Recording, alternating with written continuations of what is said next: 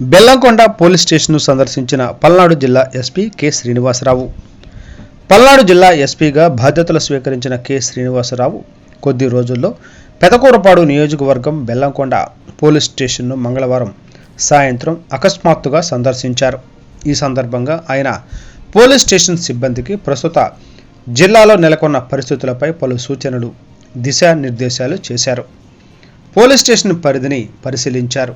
తొలుత సమస్యాత్మక గ్రామమైన నాగిరెడ్డిపాలెం గ్రామాన్ని సందర్శించి Pedakurapadu Telugu Desam party core committee సభ్యుడైన వెన్న సీతారామిరెడ్డి, తిప్పిరెడ్డి, కిచ్చారెడ్డి, బద్దూరి బుల్లి అబ్బాయి, ఎంఆర్పీఎస్ సీనియర్ నాయకులు దుగ్గి నాగేశ్వరరావు, ఎంఆర్పీఎస్ మండల అధ్యక్షుడు దుగ్గి కృపారావు, కన్వీనర్ అచ్చయ్యతో పాటు పలువురు గ్రామ ప్రజలు, మహిళలను కలిసి ప్రస్తుత పరిస్థితులపై గ్రామంలో నెలకొన్న సమస్యలను అడిగి తెలుసుకున్నారు.